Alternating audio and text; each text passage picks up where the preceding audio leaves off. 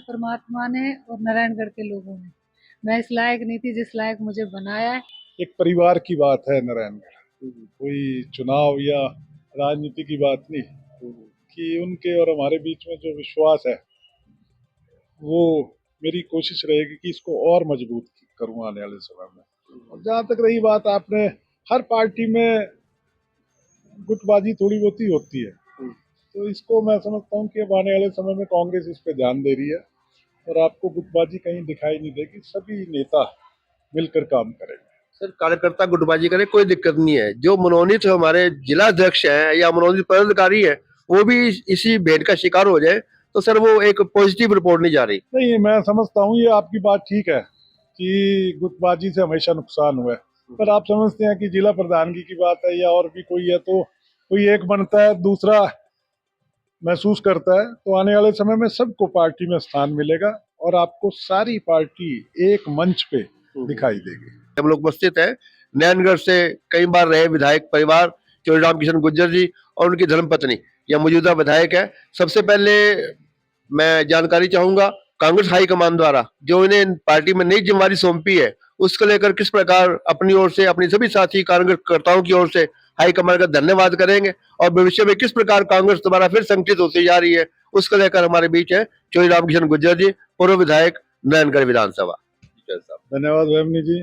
सबसे पहले तो मैं राष्ट्रीय कदम के सभी दर्शकों का धन्यवाद करता हूँ और नए साल की आपके माध्यम से उन सबको बहुत बहुत शुभकामनाएं। जी सर। जैसे कि आपने बात की है पार्टी की, तो पार्टी आपको पता संगठन का विस्तार कर रही है। जी जी जी। तो उसके अंदर यहाँ से लेके पानीपत तक जितने जिले हैं, मान लो पंचकुला है, अम्बाड़ा है, कुरुक्षेत्र है, करनाल, पानीपत, कैथल, इन जिलों में वैसे तो पूरे हरियाणा की बात है, ये पूरे हरियाणा में ब्लॉक का डिलिमिटेशन पार्टी लेवल पे हो रहा है जी। जिसके अंदर ब्लॉक को भाई हम डिलिमिटेशन करके कोई हल्के से बाहर का गांव है या अंदर है वो सारा देखा जाएगा। तो उसके लिए ये कमेटियां बनाई हैं, कई जोन 3 जोन बनाए हैं उसमें। तो यहाँ की जिम्मेदारी मेरे साथ और हमारे साथी हैं, सीनियर हैं, 4 लोग और हैं, 5 लोगों को ये जिम्मेदारी दी है। तो इसको आने वाले समय में जल्दी इसको शुरू करेंगे और ब्लॉक के स्तर पे, गांव के स्तर पे, बूथ स्तर तक आपको कांग्रेस का कार्यकर्ता दिखाई देगा।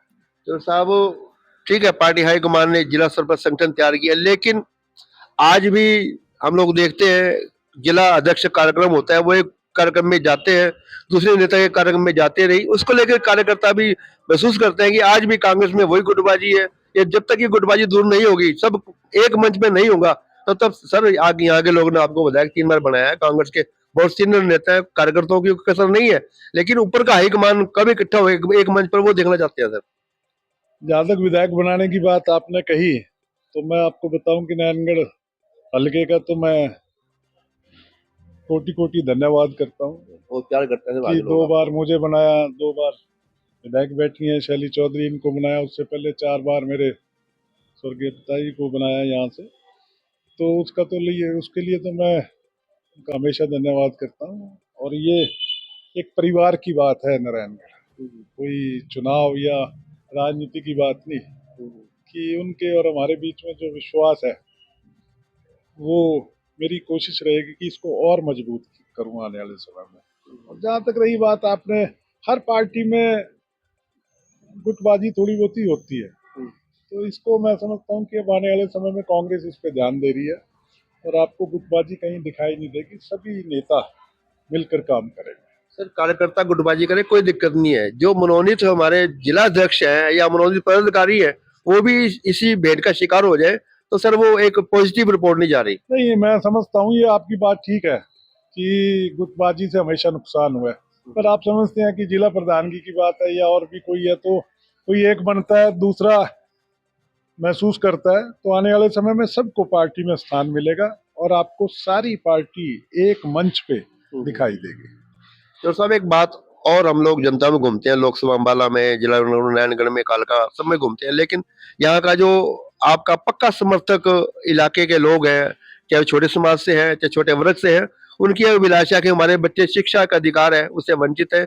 यदि आप विधानसभा के माध्यम से अपने क्षेत्र में, आसपास के क्षेत्र में भीमराव डॉक्टर अम्बेडकर जी के नाम पर एक यूनिवर्सिटी स्थापित करें तो जीवन भर यहाँ का समाज आपका ऋणी रहेगा, ताकि आगे बच्चे शिक्षा प्राप्त कर सके। नहीं, ये एक अच्छी सोच है और नो डाउट यहाँ पे हमारे दलित समाज बहुत ज़्यादा है इस इलाके में।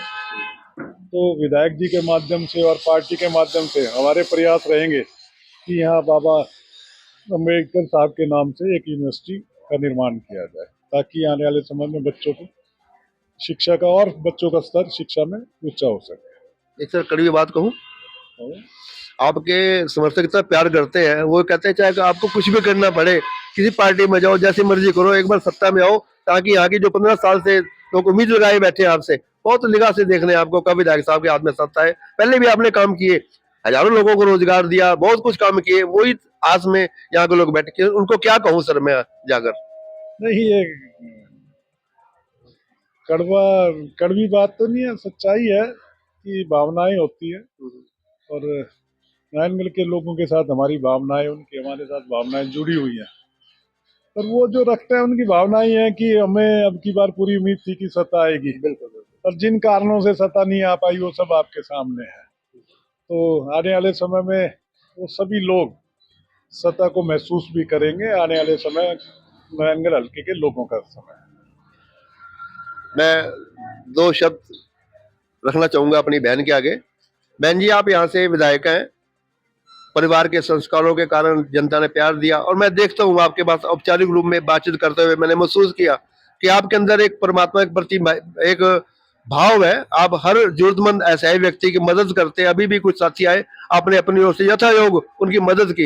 ये जो भावना है आपके अंदर, हर एक के प्रति सेवा की भावना, हर एक के प्रति प्रेम की भावना, हर एक के प्रति सहायता की भावना, ये भावना आपको परमपिता परमात्मा से मिली है। ये परिवार के संस्कार सर ऐसे ही हैं आपके। सबसे पहले तो मैं आपके राष्ट्र कदम का, पूरे परिवार का आपका धन्यवाद करती हूँ। और सबसे पहले आज मैं नए आने वाले नए साल की सभी को बधाई देती हूँ, शुभकामनाएं देती हूँ। और जो आपने मेरे से सवाल किया है उसका तो यही जवाब है, परमात्मा ने और नारायणगढ़ के लोगों ने। मैं इस लायक नहीं थी जिस लायक मुझे बनाया है, तो मेरी यही इच्छा है कि जो हो सके मेरे से जितना कर सकूँ लोगों का भला करे, और ये परमात्मा की कृपा मेरे पे हमेशा बनी रहे। बहुत बहुत शुक्रिया, थैंक यू। धन्यवाद।